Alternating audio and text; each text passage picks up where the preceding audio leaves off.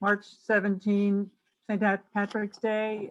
Roger and I are going to sing When Irish Eyes Are Smiling, and you probably know it, so sing along. When Irish eyes are smiling, sure 'tis like a morning breeze. In the lilt of Irish laughter, you can hear the angels sing. When Irish hearts are happy, all the world seems bright and gay.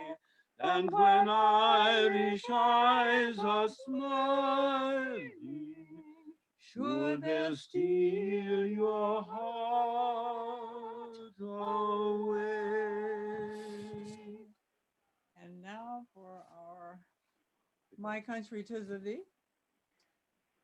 My country 'tis of thee, sweet land of liberty, of thee I sing. Land where my fathers died, land of the pilgrim's pride, from every mountainside, let freedom ring. Thank you, Eleanor and Roger. Really appreciate it. All right, and now, if you will please join me in the Pledge of Allegiance. I pledge allegiance to the flag of the United States of America and to the republic for which it stands, one nation under God, indivisible, with liberty and justice for all. And now the four-way test of the things we think, say, or do. Is it the truth? Is it fair to all concerned? Will it build goodwill and better friendships? And will it be beneficial to all concerned? And in your best 1984 voice, and will it be Bob fun? Haley. And will it be fun? Thank you. Thank you. I brought up the 1984 voice because Bob reminded us during our little pre-gathering that he instituted the Will It Be Fun at meetings back in 1984 when he was president. So thank you for starting it, and thank you for keeping it going. And now our invocation from Jim Sell. Jim? Let us pray. Dear God, we are thankful for this day that you have given us, for its blessings, its opportunities, and its challenges. May we appreciate and use each moment fruitfully and intentionally. We pray for strength and guidance for each day as it comes, for each day's duties, problems. May we be challenged to give our best always, and may we be assured of your presence with us. Amen. Amen. Thank you, Jim. And now our visitation report. Joe Massey's unable to be with us. He's actually in court today. Did want to pass along that Ann Baldwin, our bookkeeper, is still struggling a little bit. She has been in and out of the hospital a couple of times and is currently back in. But her husband let us know that she is starting to show some progress now. Had a couple of setbacks, but she is beginning to get a little bit better. Is that Ann Baldwin or Ann Morgan? Ann Morgan. I'm sorry, I meant my bad. Thank you, Jim O'Brien. I'm sorry, it's Ann Morgan. I apologize for that. And also Stan Turbeville, in our one of our newer members in the club, has been a little bit under the weather, but hopefully we'll be getting better soon. I did want to let everyone know that our school of the week for this week is Richard Bowling Elementary School, and today's rotation scribe is Diana Starkey. So, you know, if you have something to say, please be loud and clear so we can we can record this accurately.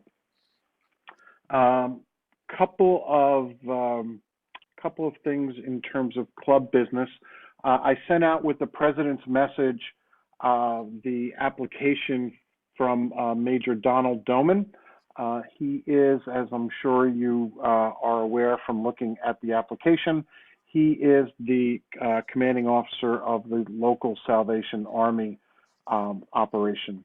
And he is a previous Rotarian, and the board at our last board meeting approved his nomination. And what we'll do right now is I will put up a poll, and we just ask that you answer the question. We'll give it about a minute, and what we're doing is we're voting on his membership.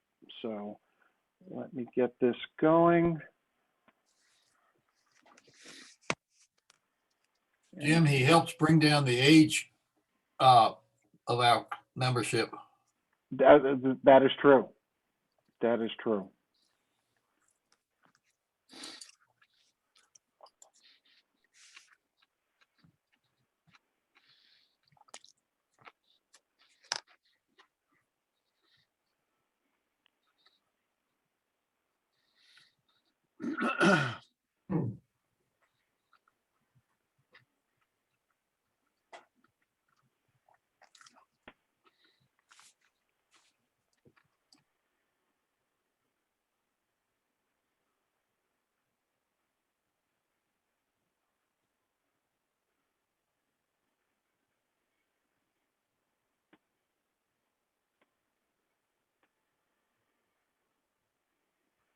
Okay, we'll give it just a couple more seconds. All right. Well, by a unanimous vote, Donnie Doman will be offered membership. So thank you very much. Thank you very much for participating in that. And I don't think Donnie is here today, but we will certainly welcome him when we see him. And now, just to lighten things up, we have a second poll. Oh, I got to launch it. Hold on. Here we go.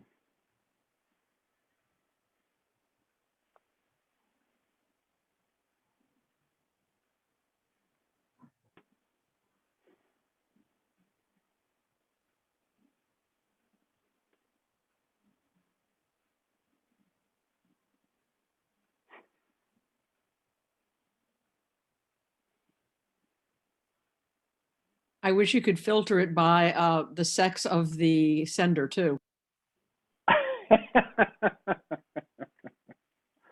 Well, you know, I just felt inspired by Bob Healy about making it fun to just throw something fun up there. So, well, apparently I should have shaved it, and not many people think I even had one. So that's okay. Thank you very much. What does Appreciate it. what does your wife say? That's the most important answer. Well, that is true. I got told that it made me look older than I am because it was gray, and so I guess I lost 5 years by shaving it. I don't know. Well, what matters is that she thinks that. So all is good. All is good. Oh, thank you, Barbara. Yes, everyone's paying attention. Okay, let's move on to fines and happy bucks. And I'm going to initially fall on my sword and find myself in my president's letter that I sent out. I omitted the fact that Virginia Commonwealth University was also in March Madness. So I will be sending in a fine for that, and really appreciate Marilyn bringing that to my attention. So I am fined. Anyone else have any good news that they would like to share or call out anyone? Sally, go right ahead. I do. Well, I wanted to give happy bucks for Walt, who suggested joining the Virginia Medical Reserve Corps and helping at the vaccine clinics, because I had no idea you didn't have to be a medical person. But I did that, and I been volunteering a couple of, I've been there a couple of times, and I enjoy it. So thank you, Walt. And they definitely could use more volunteers, both medical or non-medical. And there's, you can pick what city you want to work in. I'm working in the Norfolk clinic, but there's certainly opportunities in the other cities. So. Well, great. Well, thank you Yeah. for bringing that. Thanks for bringing that to our attention. Diana Starkey. Hi, everybody. I have Happy Bucks for having the director of the festival here with us today and having him speak to us about all the good things that are happening. So Happy Bucks for that. Happy Bucks because my husband and I got our very first COVID shot. We actually got it together. So we called it our daytime COVID vaccine date. And that was really quite fun. And then I will pay a fine because I was in the media last week on TV for our Bank Street stage. So I'll go ahead and own that. Thank you, Diana. I will tell you that Claire and I have our Friday at 10 o'clock date in Smithfield. We actually got an email from the CDC yesterday, so both of us were able to sign up for round one. And I'll pay some Happy Bucks for that also. Sigger. Your hand is raised, Sigger. Hi, President Jim. Hi, It Sigger. is. So I'm delighted to tell my fellow club members. Can you hear me? Yes. I'm glad to tell my fellow club members that my publisher is now going to publish my 5th book relating to the Indianapolis automobile industry and the Indianapolis 500, with the topic being Roger Penske, who recently bought the Indianapolis Motor Speedway. So I'm excited about that, and I have a delivery date of June 30th, so it's not far off. That's awesome. That is great. Congratulations. Congratulations. Anyone else have any happy news they'd like to share? I'll share something relative to Penske that Sigger may not know and Will King may be not quite up to date on, but one of his former students at Norfolk Collegiate, whose father's a podiatrist here in town and his name just went out of my head, is one of Penske's young men and works in the racetrack business. And he's really enjoying working for Penske and finds it a fascinating career, fast automobiles. Tupper, that's his last name, Will. Kid went to collegiate with you. I think he was a runner, cross-country guy. That's it. Sharon's hand is up, Jim. I'm sorry, who's this? Sharon. Sharon, yes, please, Sharon. You're muted. Yeah, I know. I was trying to unmute. And Rob Tupper was the father. So I'll put that in the notes. I also want to give a shout out to Will King. My daughter applied to get her MBA and she was accepted with a recommendation from Will. So I wanted to thank him. Yeah, congratulations to your daughter. Great job, Will. Marilyn, your hand is raised. Yes, President Jim, I will give Happy Bucks on having caught you in a boo-boo, but also for the first time in about almost 20 years, I have a new car. So I will pay for 5 wheels. Okay, thank you very much. What'd you get? Lexus SUV. Nice, nice. Well, best of luck with it. Thank you. Okay. Anyone else have any? All right. Well, thank you all for participating. Did want to just let the club know that last Wednesday, we had a contingent from the club do some volunteer work at the food bank.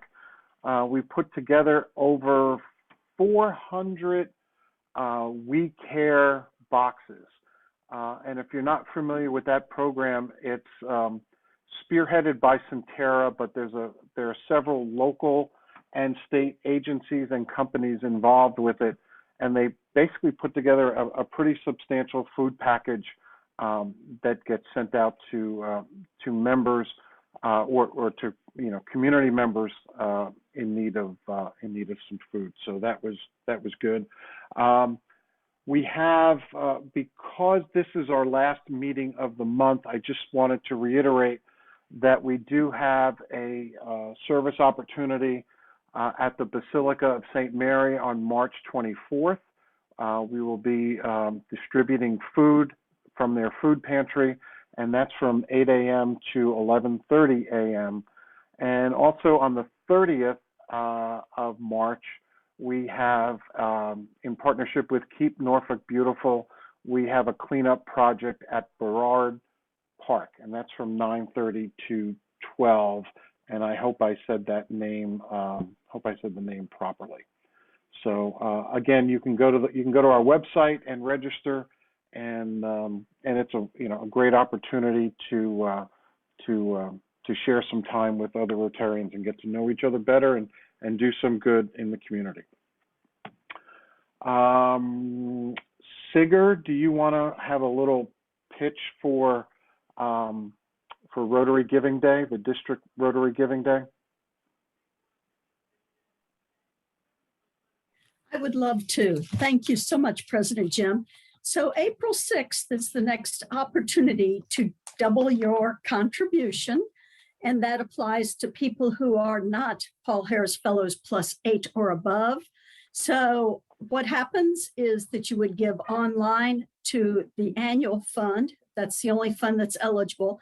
And the district this time will match your contribution with points. Minimum contribution is $100. So if you give $100, they will match with 100 points. And that will put you closer to the next time that you have to get to the next level of a Paul Harris Fellow or to your first Paul Harris Fellow. For our newer members and for those who are visiting, a Paul Harris Fellow is the giving unit for the Rotary Foundation. And that is the way that the Rotary Foundation does a lot of good throughout the world and locally. So locally, we apply every year, and I presume we're going to do it this year for a Rotary District grant. And we can earn or get up to $5,000 with a contribution of $500 towards a project, or we can partner with other clubs in the area and get up to $25,000 in contributions from the Rotary Foundation to support a project in the area. And the two projects that we've done most recently last year was copper mask for EVMS students, and then the year before was the time that we did the kitchen for the Hunt and Williams School. So that basically is it.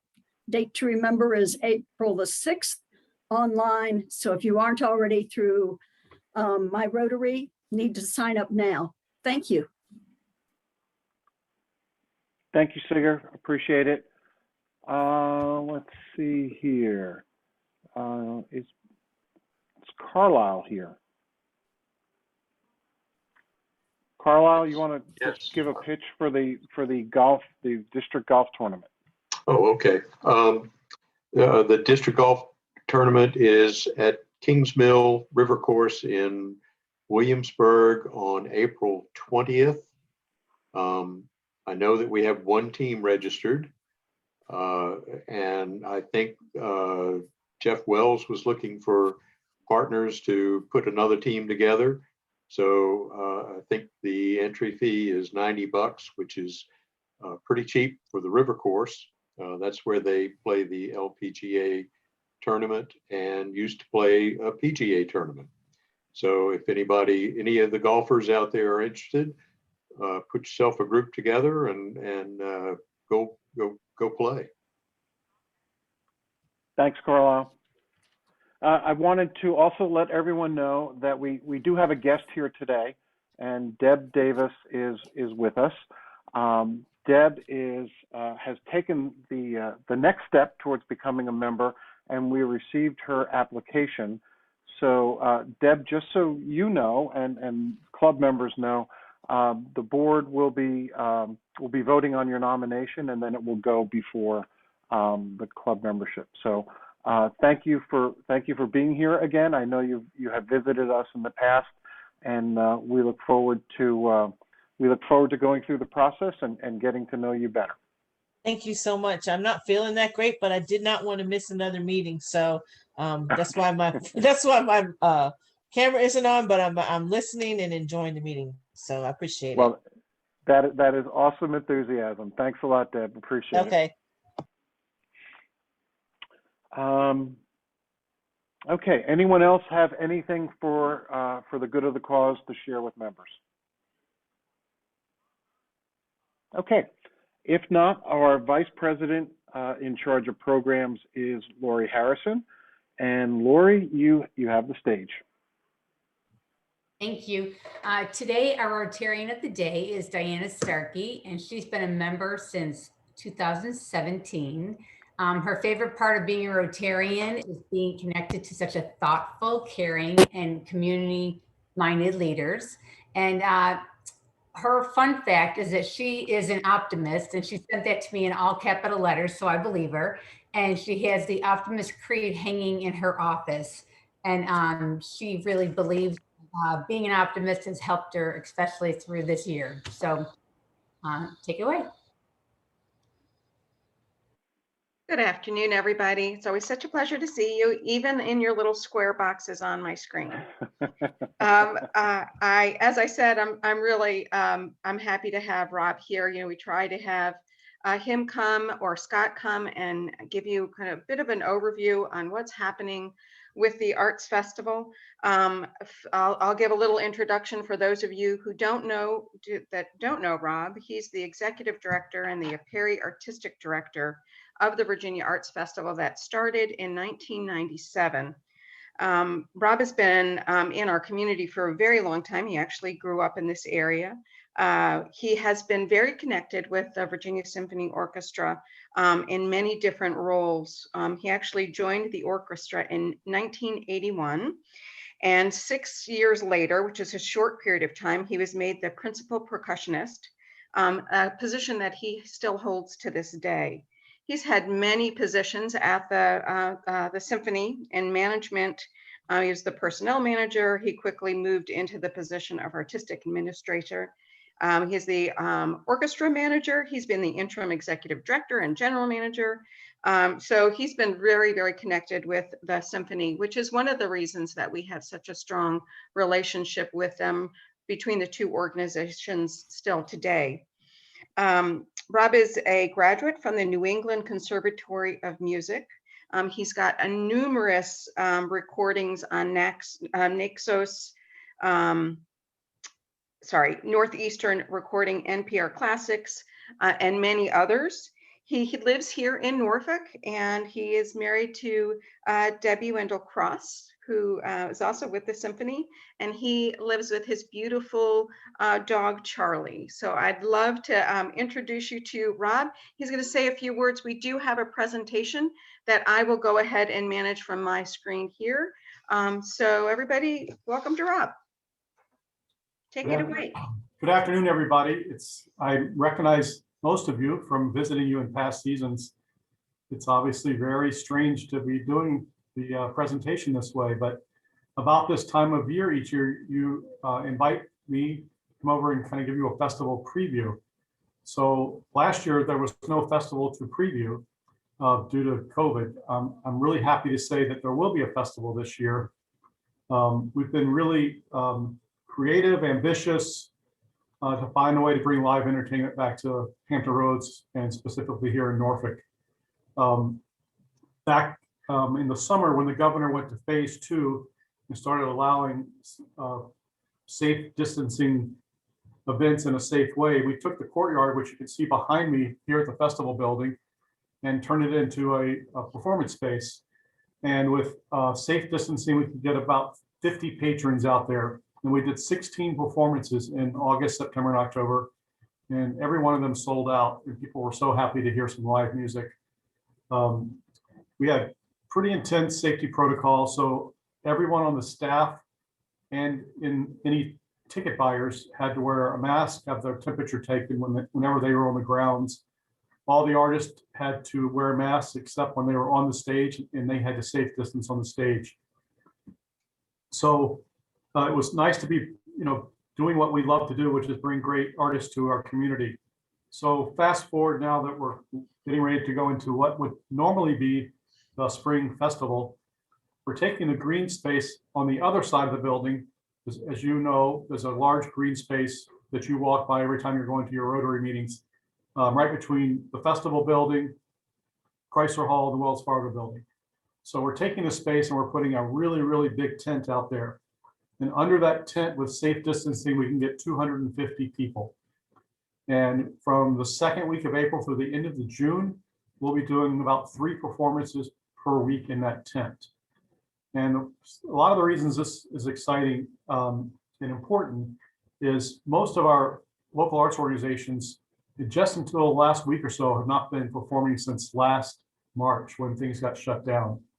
So we're going to use this space to give the opera, the symphony, and the Virginia Stage Company an opportunity to do performances this spring. It gives them a chance to get back in front of their ticket buyers, their donors, their supporters, and get their artists working again. And then in addition to that, the festival will present a lot of artists that we would typically present maybe in the Attic Theater or in the Robin Hickson Theater, which is above me. So it's artists that would typically, play for, 200 to 600 people will be in this tent. It's got a really, really large stage. It's open air on 3 sides. So we got lots of airflow. We will still be doing safe distancing. So they'll be in pods of 2 or 4 in the tent. Everyone will be required to wear a mask. Everyone will have to have their temperature taken before they enter the tent. So thought I would, Diana, we can talk about a few of the artists coming. If I think that's your next slide, maybe. So Oliver Wood of the Wood Brothers, we have presented the Wood Brothers several times. Fantastic Americana folk group. Oliver Wood has a new solo CD coming out in about, I think they're announcing it in about a week. So I'm not supposed to say that. I'm gonna get in trouble from his record label, but he'll be out touring to support that recording in the spring. So we'll be one of the first performances on that tour this spring. So that'll kick off on April 12th. That's April 11th, our first performance in the green space. And then on April 12th, we're presenting Zakir Hussain, considered probably the greatest tabla player alive. So he'll be here with his band out in the tent. We would have had them in, I believe, the Roper had they been here under normal circumstances. We've presented Zakir a couple times before. He actually played with Bela Fleck one year, and we also had his band here several years ago.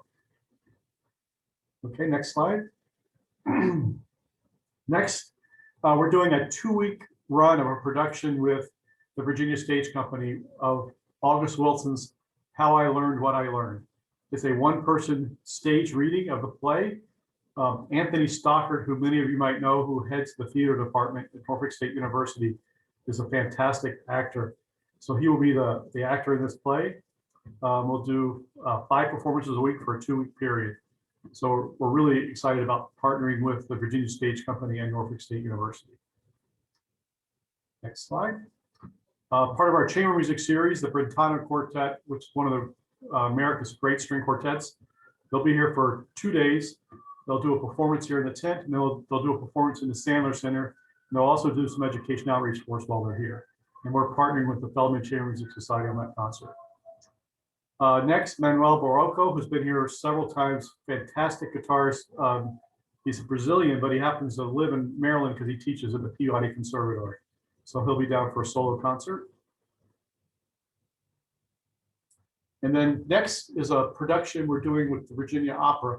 It's one of Leonard Bernstein's chamber operas called Trouble in Tahiti, which has never been produced in this market. This will be the first production under the leadership of the opera's new executive director, Peggy Dye. Adam Turner, their music director, will be the conducting. The Virginia Symphony will be the musicians. There's, I think, 4 singers. So they'll do 4 performances in the courtyard across the street. Next slide. And then on leading into Memorial Day weekend, Norfolk State University is bringing back alumni who are now working professionally, either in film, TV, or theater. And they're doing bringing back 2 singers, and they're going to do a tribute to Aretha Franklin and Whitney Houston. So it'll be 2 singers and a band. So that should be great.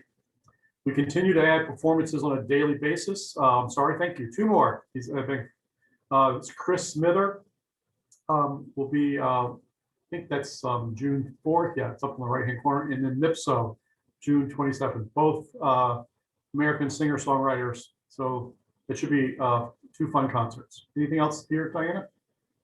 Lieutenant? Jason and Trio, one of our local jazz greats, as you know, is the jazz producer for WHRV. And Olga Kern, who was last year would have been her 2nd year as our director of chamber music. Olga is the Van Cliburn Gold Medalist. She has teaches at Manhattan School of Music. She replaced Andre Michel Schub, who retired 2 years ago as our director of chamber music. So she'll be here for actually 3 weeks with us. She'll kick off her first concerts here with a concert with a trio of 2 other fantastic young artists. I think Amanda Forsyth and Laura St. John doing a piano trio concert. Next slide. Tattoo. We had lots of questions about the tattoo, one of the festival's most important events. Don't think we're going to be putting 6,000 people in scope this year and 1,000 people backstage. So we're actually moving the tattoo to Old Dominion University to the football field. So it's moving from April to June to give us a little more time to get some more people vaccinated. We're going to do 5 performances. We'll do 4 performances to the public and 1 student matinee. I'll let Diana speak to this a little bit, but the tattoo is one of the events we get a lot of out-of-town ticket buyers, and we're happy to say that most of those tour groups are still coming. I think people that are starting to get their vaccination are hungry to travel. So of these performances, currently we're capped at 1,000 people under the governor's guidelines, even for outdoor events. So we're limited to 1,000 where we normally put 6,000 people in scope. So we're hoping that between now and June that capacity is increased a little bit, because that would be really, really helpful. But we really think it's important not to go 2 years without having a production of the tattoo. A little thing, this is kind of human interest. I'll probably have to throw in some dollars into the kitty for this, but so many of you know that are my age or older that it used to be Foreman Field at ODU. And my mother was a cheerleader for Maury, so she cheered many, many football games there. And I'm a drummer, and I went to Kinsville High School, and I played many football games at Foreman Field before they stopped having football games there and before they started doing football games. So the family has a lot of ties to ODU and Foreman Field, so we're really excited. It's kind of full circle for me. Diane, I don't know if you want to talk to me about the tour element or the Sure. cast of the tattoo. Yeah, so surprisingly, I think for everybody, we've got both military bands, bagpipers, dancers, other bands, and other entertainment groups that are really eager to come and perform. So we'll have a good cast, and it'll be a really fun and exciting show. We are working really closely with the staff for all social and safe distancing, and the fact that it's outside, also lends to a safer environment. So that's a good thing. And the tour groups and the out of town visitors are still booking and still coming in and paying their deposits. So things are actually looking up for that. We have limited capacity, so we've got a lot of maneuvering to do with that. But yeah, it's really pretty exciting that it's still going to happen. Okay, next slide. Okay. If there is another slide. So a few other artists that we're really excited about. We work with Quentin Marcellus. He usually comes to the festival every 3rd year. Typically, he's here with his big band, which is fantastic. Well, they don't want to put 25 people on a tour bus, which I totally understand. So he's actually bringing his septet, which I'm really excited about because we had never presented the septet. The great part about that is you get to hear Wynton play a lot more, because when he's with a big band, he has to split duties between conducting and playing. Where when it's just the septet, he basically plays the entire time. So that's going to be fantastic. And we've worked with Wynton for now over 20 years, and he's graciously, because right now we're limited at 250 people for indoor events. Wynton typically sells out for us. He's agreed to do 3 performances for us for the same fee that he would typically get for 1 performance. So we're doing a Friday and a Saturday performance. As soon as those are full, then we'll add another Saturday performance. So it's kind of a big deal. Next slide. And then Williamsburg Live, which is our big event up in Williamsburg each year. A lot of folk music, Americana, pop and rock is happening. We have offers in on all artists. It'll look a little different this year. Typically, we put 1,700 people under the tent and 3,000 people on the lawn. Can't do that with safe distancing. So with safe distancing, we can get about 350 people in the tent and about 450 people on the lawn. But we have offers in for artists for all 3 days, and we should be able to announce, I'm hoping, within the next 2 weeks. So it'll be a great way to wrap up the festival outdoors in a safe space. So, and then this is the last, yep. Last thing, thank you, Beethoven. So we're just wrapping up the 250th anniversary of the birth of Beethoven. This concert it's going to happen. So we have Joanne Folletta, who's recently has left as music director of the Virginia Symphony. These were supposed to be her farewell concerts, an all Beethoven program with the Virginia Symphony. And Olga Kern, our director of chamber music, this would have been her debut with the Virginia Symphony. So these concerts have now been rescheduled 3 times. They're going to happen in June.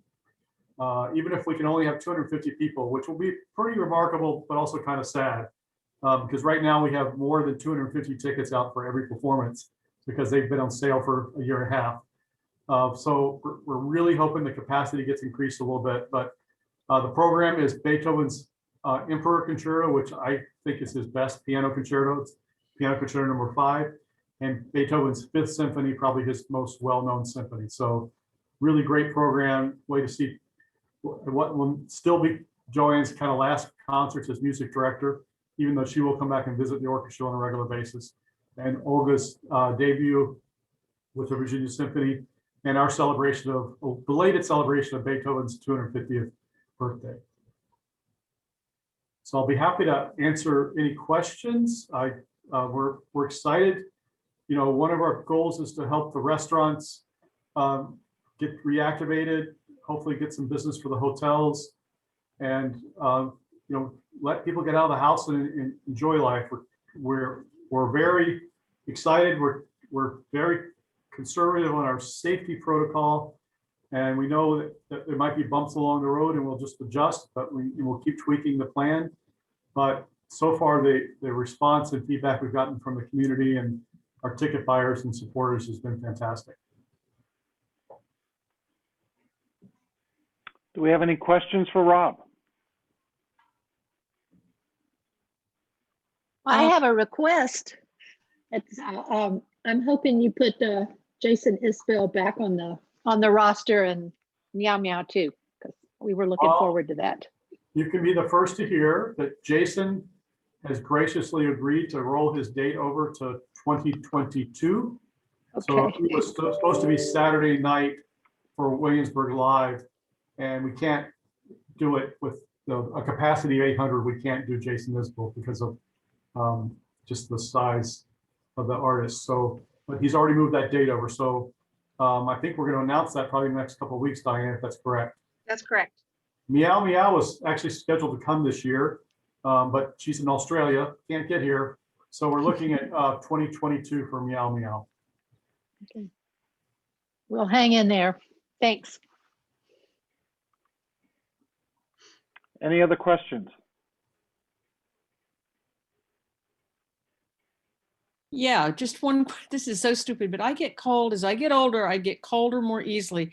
Will there be any heat in that tent early on? There will not be. So bundle up or wait till we get into later April, May. But we need to keep air flowing, so we're going to keep it open on 3 sides, and we need airflow to be going through there. So it's really not a practical way to heat a tent that big.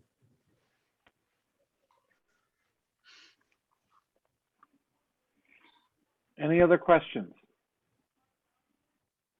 I think Sigrid raised her hand. Sigurd, go ahead. In a normal time, what percentage of the audience comes from out of town versus how much are local people? Diana can correct me if I'm wrong, but I think about 33% of our ticket buyers are from outside of Hampton Roads that are specifically coming here to go to festival events. Typically, it's about a 3 to 5 hour drive time is most of our attendees. But I will say back in 2019, which was our last full year festival, we had ticket buyers from 47 states and 7 foreign countries. That's right. Thank you. Any other questions? Well, I'm curious how you kept things afloat in the last year, because I understand you got to keep your staff, and did you all end up okay financially? Yes, I'll tell you about, exactly a year ago when things started closing down, and I won't take everybody's time because all of our lives unraveled, but we went from having 60 performances last spring to 0. Our budget is about $8 million per year. And when it first happened and we were doing triage, we were looking at probably a loss of about $1.5 million because so much money had already been spent, whether it's airplane tickets that were non-refundable, print materials, just the list goes on. I will say we got really, really lean and mean. We cut everywhere we could, and we had some really generous patrons who stepped up that were just very supportive of the arts. And the thing that really was incredibly, heartwarming is the number of people who, given the option to either get a refund or roll their tickets over to this year or donate their tickets. We had a large percentage of people who donated the value of their tickets as a gift to the festival. So with all those things combined, we actually barely broke even last year, which is remarkable. So we got through last year okay. We're a little worried about this year because donations are actually doing well, but we have such little seating capacity. We know the ticket revenue won't be there, and we really don't have a sense of what's the comfort level for people coming out. I mean, even tattoo at 1,000, will 1,000 people per night buy tickets to the tattoo? Our early indication is it's going to be good in terms of people wanting to buy tickets, but we have a lot more stuff outdoors this year, so we're a lot more at risk weather-wise too. So I think, we're being really, again, lean and mean this year. And there is a path that we'll be able to balance the budget this year, but it's going to be challenging. I think one other thing, I'm sorry, because I know education is really important to the Rotary. The other thing we're really, really proud of, our big part of the festival is our education outreach. And we have usually about 37,000 young people who attend festival events each year, whether it's a workshop, a master class with the artists going into the schools or the students coming to student matinees. Obviously, none of that happened in terms of field trips this year. So all the groups that we would have brought in the fall and winter still came to the festival, and we taped all their material and we streamed it to the schools because the schools are so hungry for content. So we've reached probably as many, if not more, students this period because obviously we have capacity for halls during the performances, but we have unlimited capacity when we're streaming the material. So we've gotten really great feedback from the school administrators and the music and band and theater teachers about the content we've been providing. And I'm really proud of our education department who've really been inventive and stepped up and figuring out how to continue to bring the arts to young people.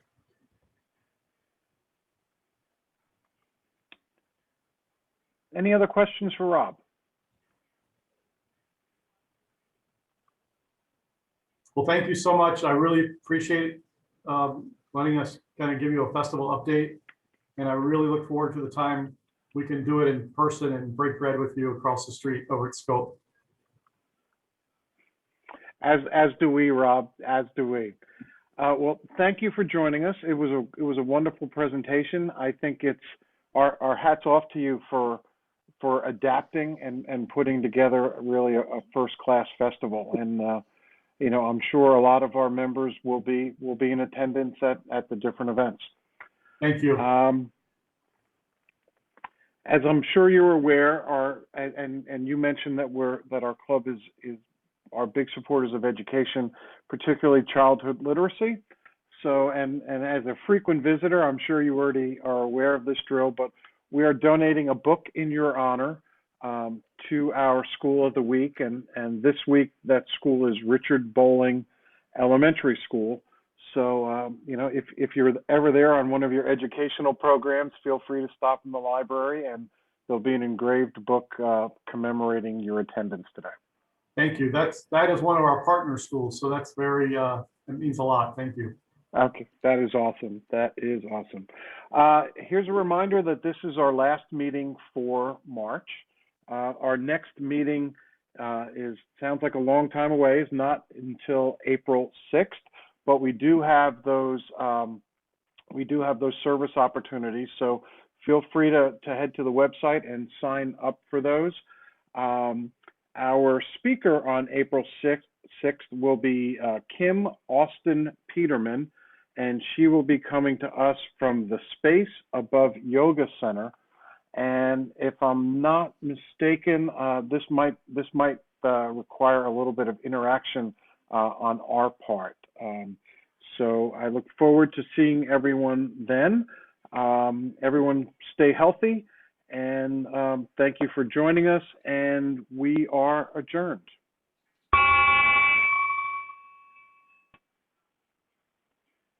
Thank you.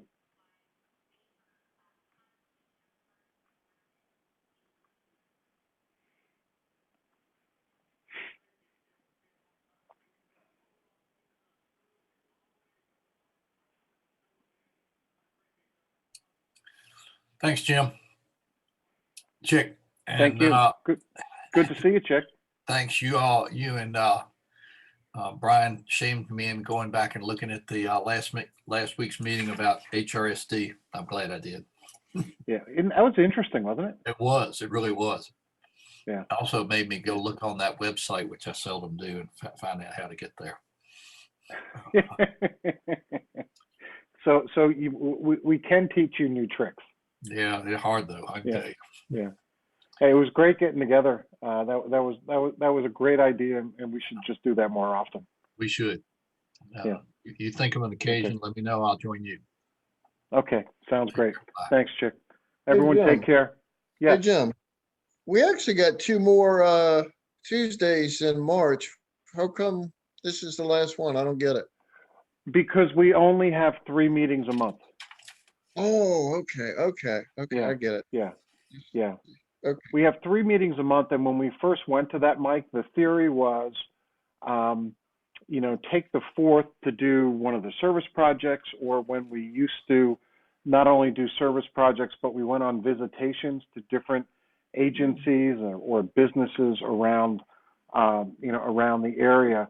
It basically was a way to do 3 in 1 rather than, you know, overwhelm people with, you know, 5 events or 6 events in a given month.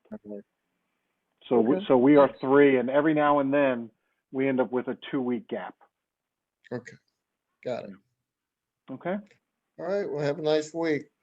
All right. Good to see you. Take care. Thanks for joining us. Thanks. All right. Bye.